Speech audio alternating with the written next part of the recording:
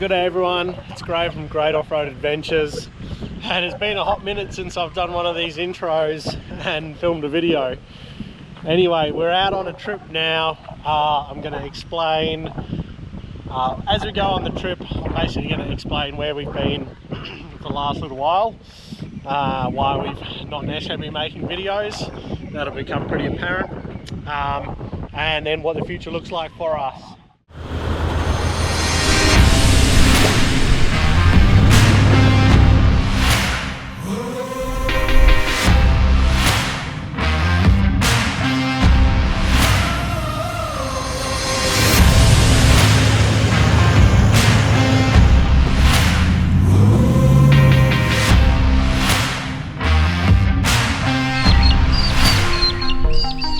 From the tough tracks to the remote tracks, from our campsites to the workshops. Come along and check out Great Off-Road Adventures. Your next episode is just seconds away. Nice.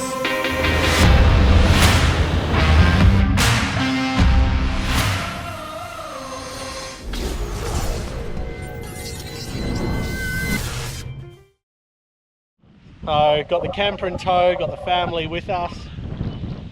Technically, this is our 7th or 8th day on the road already. We've been sunning ourselves a little bit further north up the coast in the warm weather. But this trip is a preparation trip, planning trip for bigger things. And as a result, we've got to test all seasons. So we've come south of Perth now. We're just south of Pemberton in the Warren River National Park, Warren National Park. Borders on the D'Entrecasteaux National Park. So we're going to have a few days exploring this area, continue working our way along the south coast, heading east, finishing up near Bremer Bay in about a week and a half's time. This section of the trip I'm filming as much as I can and hopefully making a few videos out of it. The dynamic is going to change from the way I've filmed previously, because obviously have the family and everything with us now as well. But looking forward to it. There's also been a heap of upgrades to the car and the camper trailer, but I'll probably dedicate a separate video to all of them. Anyway, it's time to hit the road, start making our way in. It's mid-afternoon and the aim now is to find a good campsite for the next few days, set up a base camp, and then the next few days we can explore the area. So let's go see what we can find.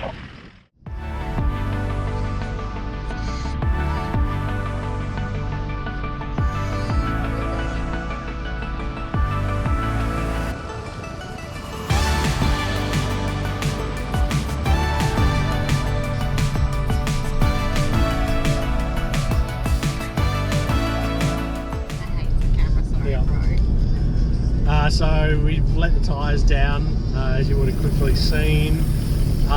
Just running 20 front, 25 back.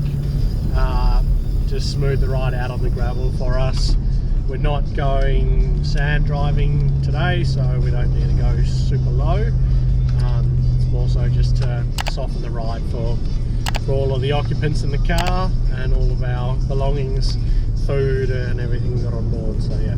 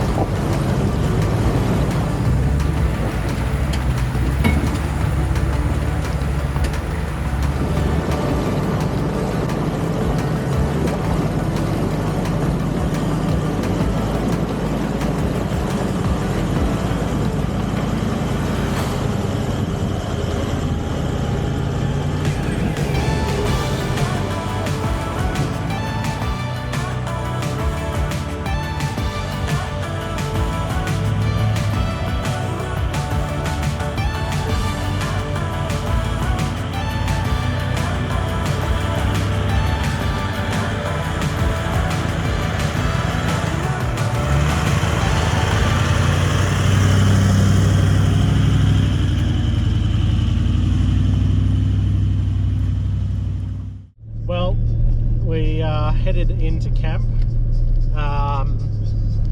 As you can see, we've got the full family with us, so obviously those that haven't watched any of our videos before, Graham, Jess, in the back behind me Sophie, and in the back behind Jess is Emma. They're our two daughters. Excuse the carry on, but that's what you get. Emma's a couple months old and Sophie's nearly 2 years old, so you have some idea what our future could be like traveling, especially with these two. So anyway, let's get to camp and hopefully get these two settled, and then I can talk to you a bit more about what's happening. Well, we've found our camp spot. Not as close to the river as we would have liked. It's not probably the one that I wanted to get to, but that's because we found a dirty great big tree across the track and had to bail out trying to get there. It's 4:15 in the afternoon. Kids have had enough of being in the car. We've been in the car for 400 odd Ks, so we've called it. This is still a especially nice campsite, so we're going to set ourselves up here, unhitch the camper from the car, I'll level it out, get it set up, throw shade cloth and everything out. We're here for a couple of days, so we'll make sure that we're comfortable. Anyway, let's get into it.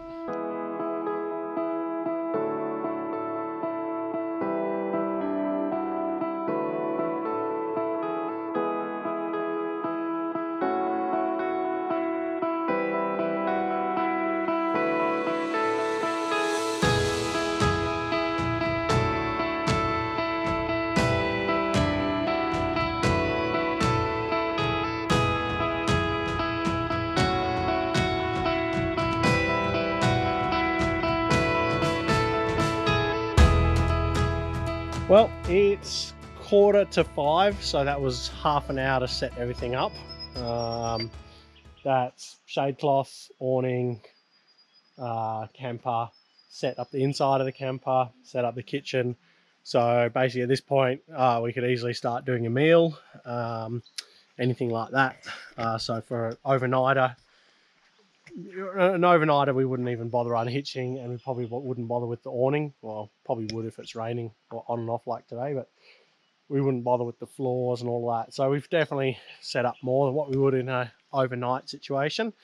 And we're here for a couple of days, so that's why I say we want to be that little bit more comfortable, so we will set up a little bit more stuff. But yeah, I'll give you a quick walk around so you got the lay of the land.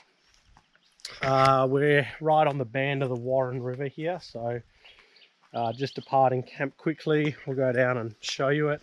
So short walking track, like a couple hundred, not even 100 meters. Gets a little bit steep there, but as you can see,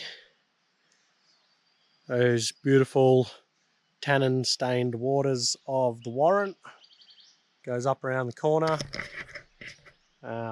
Ultra peaceful here in the forest, very well protected. It was quite breezy earlier on today, I'd imagine it still is, but down here it's very calm. So yeah, this is basically how we're going to leave ourselves for a couple of days. I'm just going to get the ensuite tent out, chuck that behind the camper here. We're in the midst of toilet training Sophie, so toilet's out early to help her out, but that'll go in there. I'll set the julker up. We'll pull some water from the river for our hot showers, and happy days. So yeah, it's a pretty comfortable setup. So anyway, let's get into those last few little finishing touches, and then hopefully Jess and I can get a chance to sit down and tell you a little bit more about this trip and upcoming trips.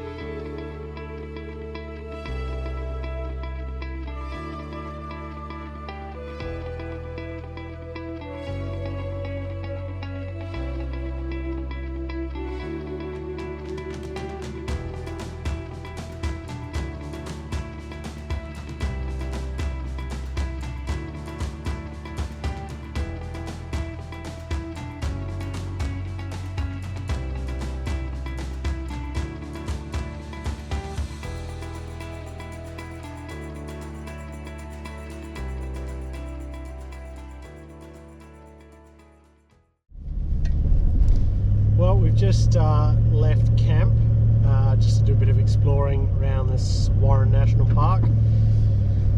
There's a road we went down yesterday trying to find a different campsite. Got stymied by a big tree, so I'm currently trying to find a way around so that I can still try and get to that campsite or those spots that I know of, and just see what they look like, and if they look good, put some pin drops there and we can work out how to get back to them next time. So it's just gonna be a bit of an explore today.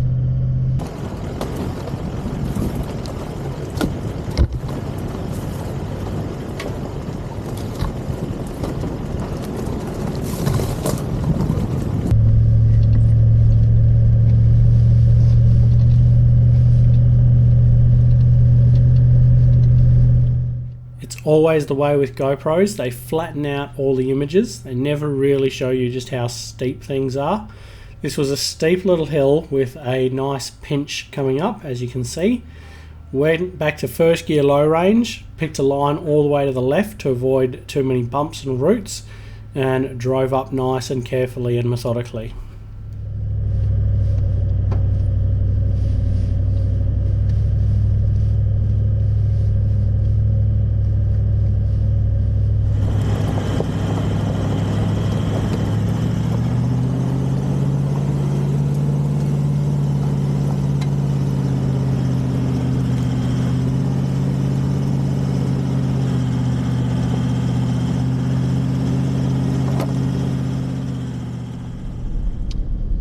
So whilst we got a moment of peace and quiet,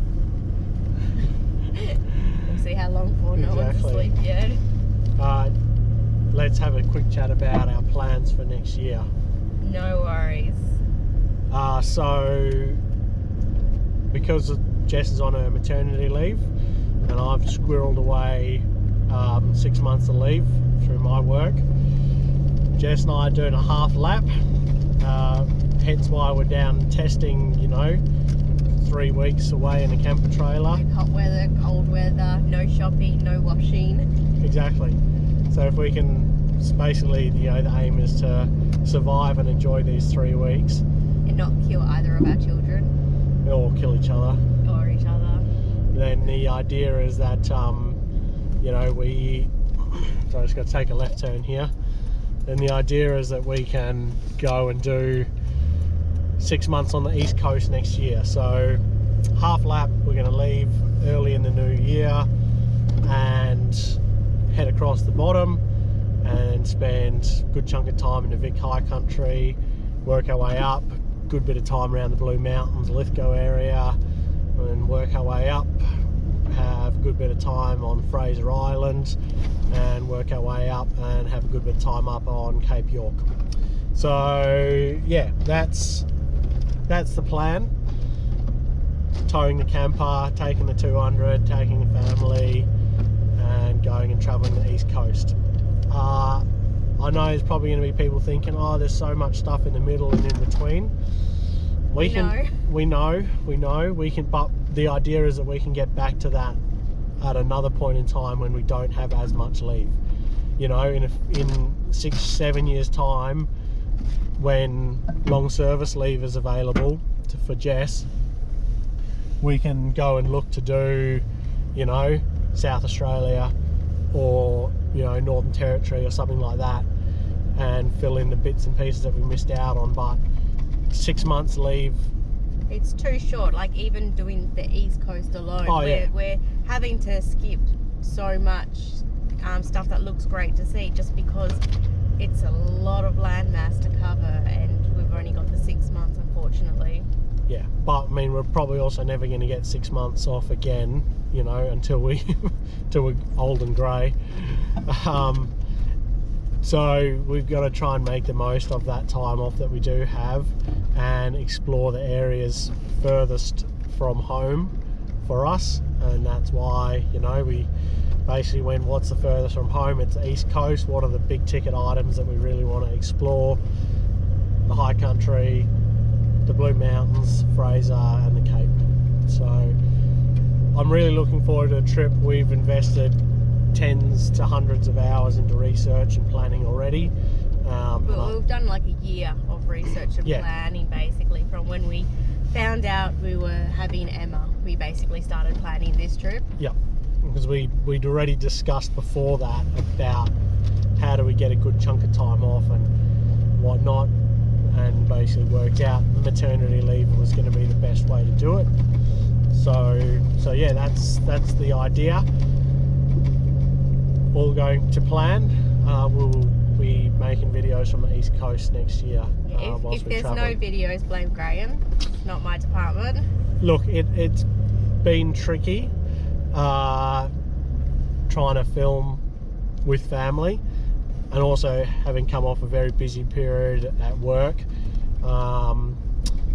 I lost a lot of motivation to film for YouTube for my channel, and basically still love camping, still do a lot of camping, but prioritized my camping with being able to spend time with my family and share, you know, camping with Sophie and Emma. So now that things have started to stabilize and whatnot, and everything's a little bit less chaotic for us, I've been able to,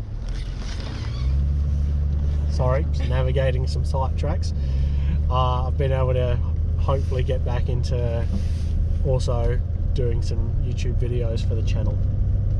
So like I sort of touched on at the beginning, having the girls, it's going to mean it's a different dynamic for the trips, and so the videos are going to come out a bit differently, but I'm hoping that they will still have some of the original sort of great off-road feel to them, but you know, be insightful and helpful for people that are looking at traveling with their family, and you know, motivating a new audience into getting out and exploring the outdoors. So yeah, anyway, that sort of touches on where we've been and what the future looks like, at least the next 12 months.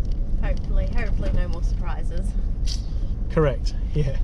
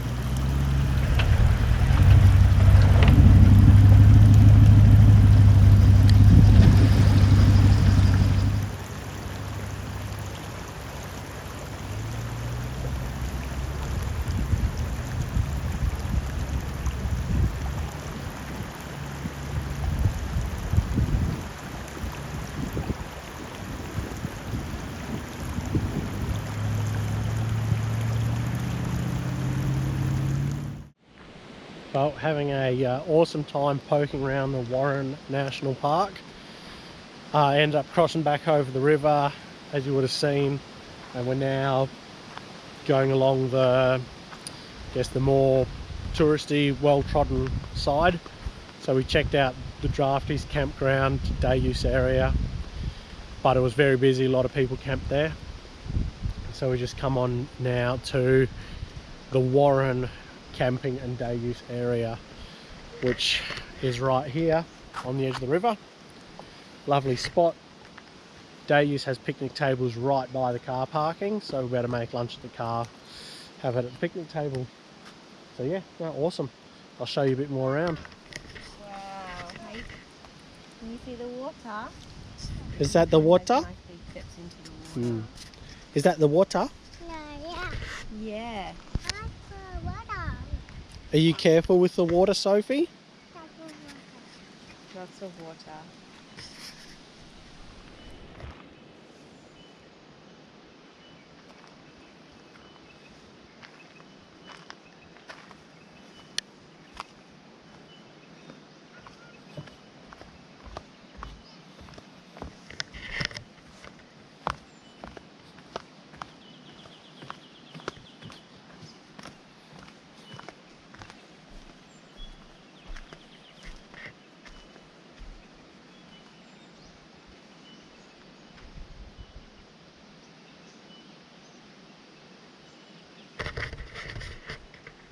How peaceful and tranquil is this? Not another person at this camping area, not another person around. Just the sound of the wind in the trees, birds chirping. Not bad for a Monday. Not bad at all. Gotta love being on holidays.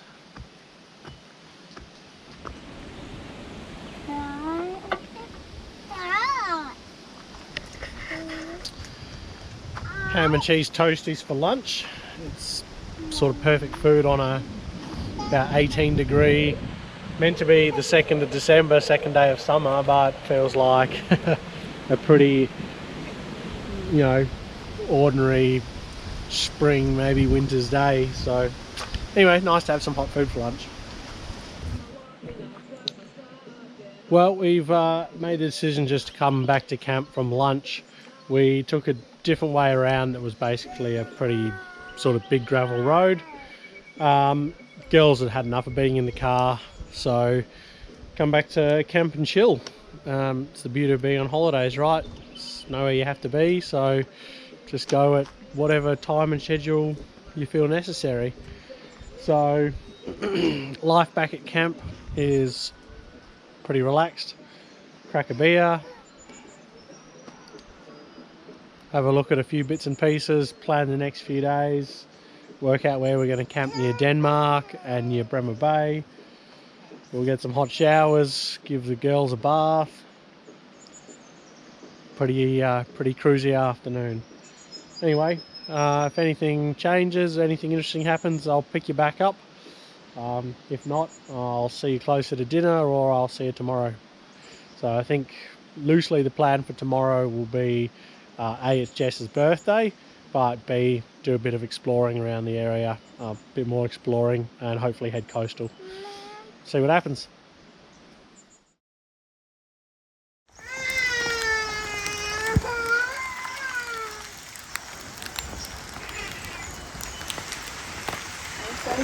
Carry on.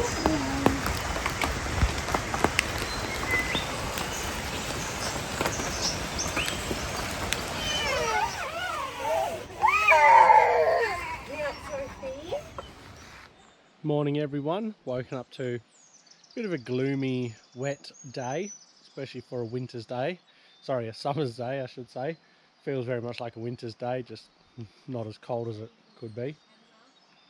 Anyway, relaxed morning, hot breakfast, coffee, all the important things.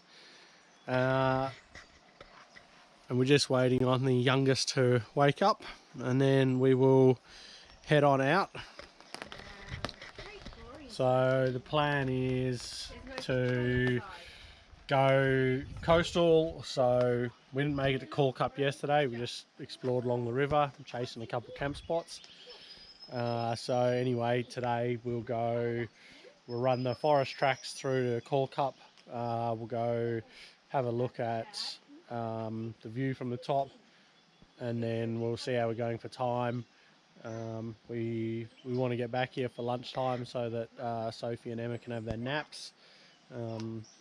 So yeah, we might only make it to the top and then have to come back. Otherwise, hopefully we got time, we can get down onto the beach, maybe go check out what the mouth of the Warren is like, if it's flowing, and then come on back up the way we came. So we'll see how we go.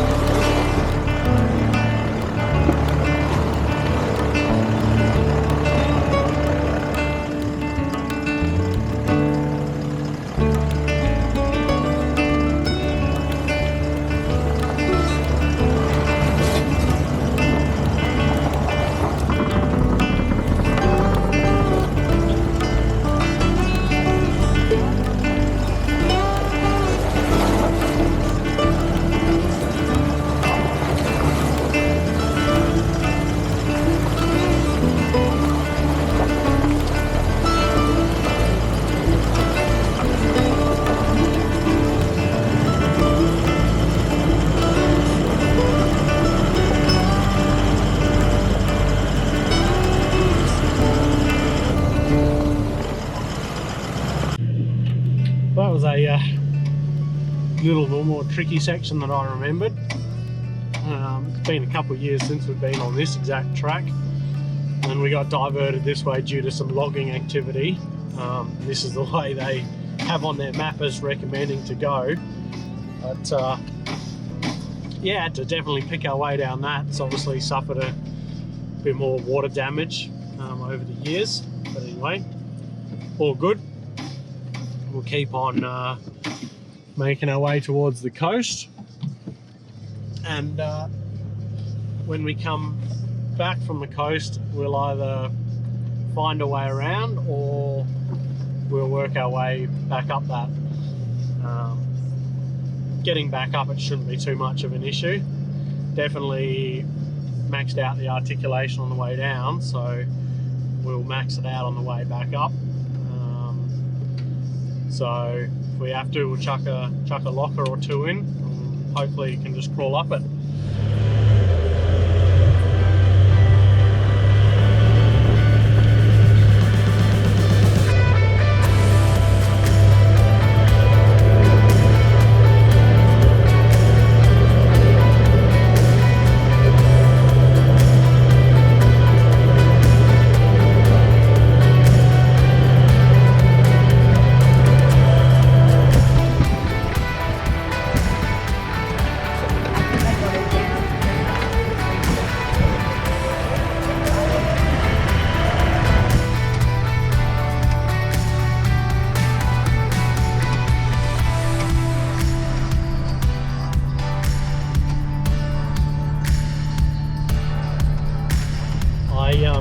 I love driving these coastal forest tracks through here.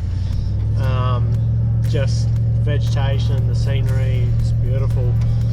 All sort of like thickets of peppermint trees, little climbs over the dunes,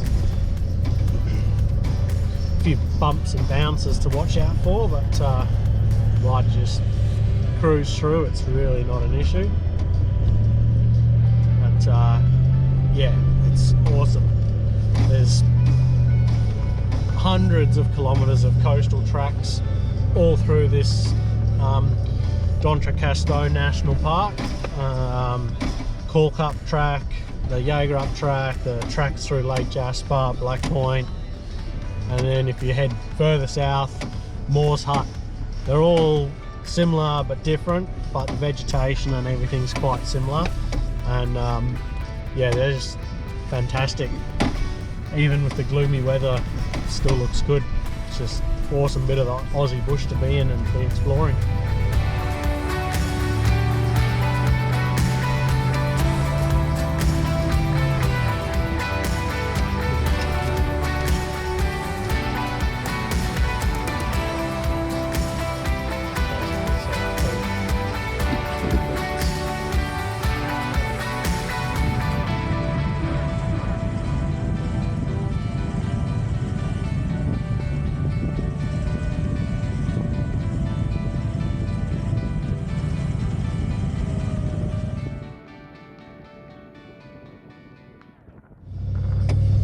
Well, we just made it to the bottom of Call Cup.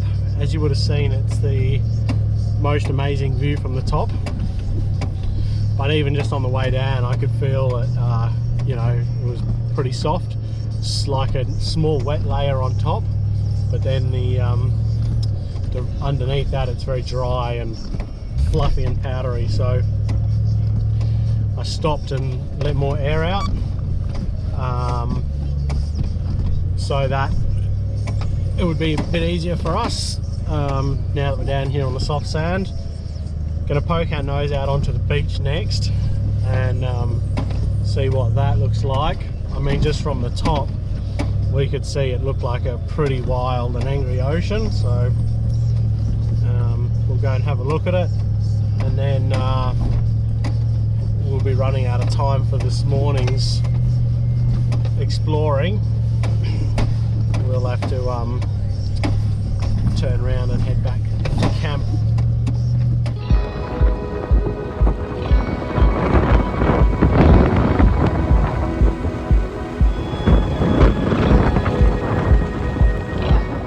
Well, this beautiful weather that we had really wasn't conducive to staying down on the beach or even being out of the car, so we took the opportunity to retrace our footsteps back off the beach, back up Call Cup Hill, and head back towards camp.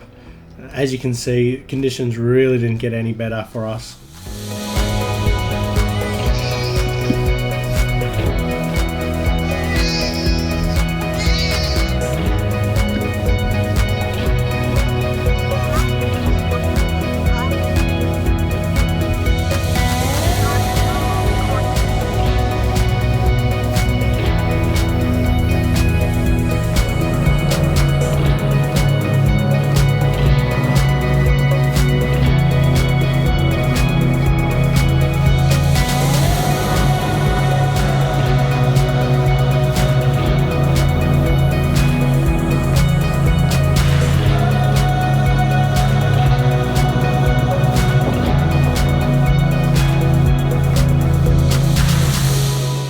I drove Call Cup completely differently this time to how I've driven it all the previous times. Traditionally, with my tyres at 10 to 12 psi, I'd still require third or fourth gear low range and a fair bit of momentum to get up. With the sand being wet, I thought I'd take the opportunity to throw the diff locks in and just try and tractor my way up. So basically second gear low range and just cruised up. It was just fantastic to drive it without putting a lot of load on the car.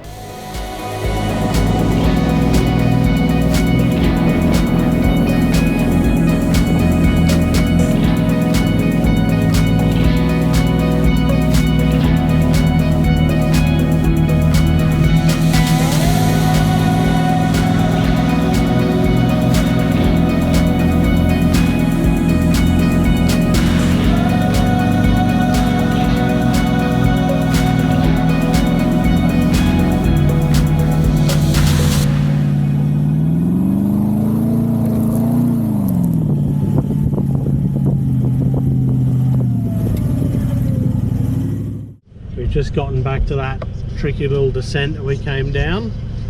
We're going to have a go at going up it now. Given we're solo, definitely going to be using lockers. There's no heroes in not using lockers when you come to challenges like this, but we'll just poke my nose up into it gently, first gear low, and try and crawl it as best we can.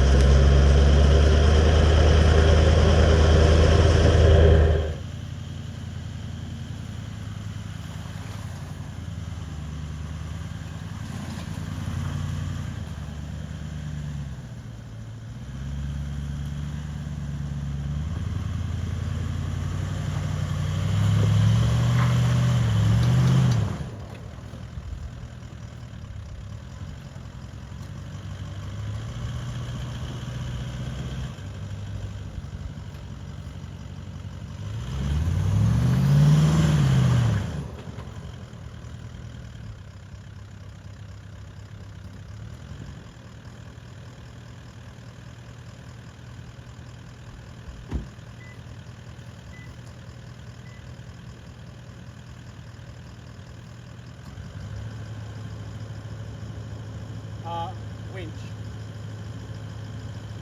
Because otherwise you're going to do panel damage on the back. Yeah, that was definitely not the plan, not to get stuck in a situation like that. Basically the gist of it was I picked a little bit of the wrong line, and when I got my nose up over the lip I should have gone a little bit more hard left to oppose the slope of the hill, and basically when the rear of the car also got to the lip, then with that extra load of having to climb up, it just caused the front to pirouette and spin and drag the whole car driver's side towards that erosion gully. Couldn't go backwards, unfortunately, not risking panel damage to the back driver's quarter panel there, being hard up in the bank, and with both lockers in wasn't going forward, so really the only option was to pull out the carbon winch and do a self-recovery. Fortunately, being in the forest, plenty of large trees around, good anchor, and we were able to get ourselves out in fairly quick time.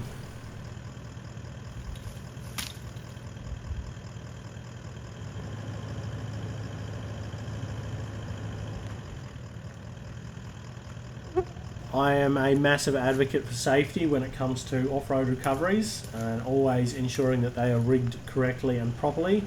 So in this case, a proper tree trunk protector around a big, nice, solid anchor point, big tree, and a dampener blanket on the winch line. Got as many metal parts as possible removed from the system. So I only have a metal hook on my winch. Everything else is soft shackles, etc., all of that. And so just ensuring that the rope's going to spool nicely onto the winch, and now at this point ensuring that Jess is in a safe place to film from. I'm happy to jump back in the car and winch myself out. It's not really a high load or a long distance that we need to go, but we couldn't go without the winch.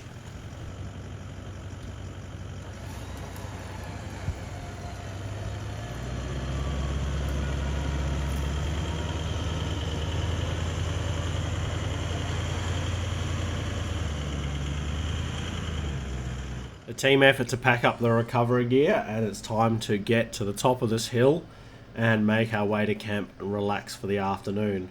As you can see ahead of us, there's still a few more washed out sections to cross over. Fortunately, they didn't pose too many issues.